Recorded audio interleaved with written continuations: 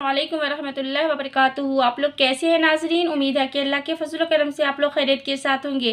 तो हम पढ़ने जा रहे हैं उर्दू की दूसरी किताब। तो चलिए हम अपना सबक शुरू करते हैं।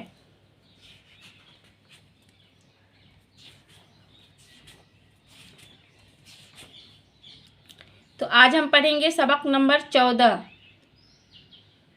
तो चलिए शुरू करते हैं। बिस्मिल्लाहिर्रहमानिर्रहीम। एक ऊंट और चूहा। तो आज हम एक ऊंट और चूहा की कहानी पढ़ेंगे। तो चलिए पढ़ते हैं। बिस्मिल्लाहिर्रहमानिर्रहीम। एक भागा हुआ ऊंट जंगल में आवारा फिरता था और नकील की रस्सी ज़मीन पर घिसट रही थी।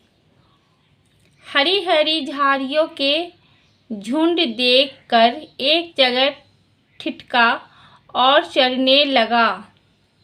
एक जंगली चूहे ने मौका पाकर अपने दांतों में उसकी डोरी पकड़ ली और चाहा कि ऊंट को अपने घर ले जाए। इताअत करना तो ऊंट की आदत ठहरी।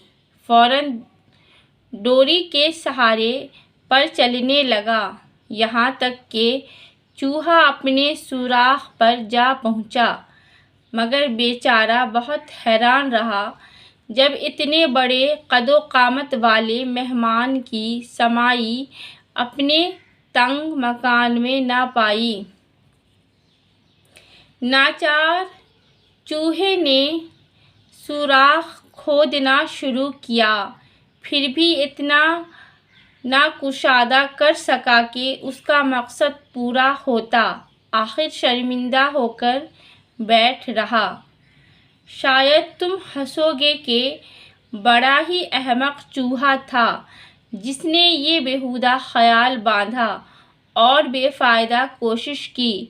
मगर तुम गौर करो कि जो आदमी फजूल और बेहुदा कामों में अपनी उम्र ज़ाय करते हैं, क्या वो इस चूहे से ज़्यादा नादान नहीं हैं?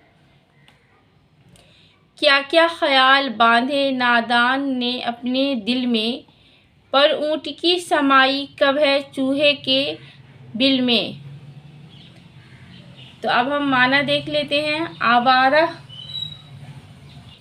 नाकाम, नामुमकिन, जो ना हो सके, मकसद, मुराद, कामत, कामत माना जिस्म, कद, कुशादा, कुशादा के माना खुला हुआ, इताअत के माना हुक्म मानने वाला, ज़ाये के माना बर्बाद, अहमक के माना बेवकूफ़।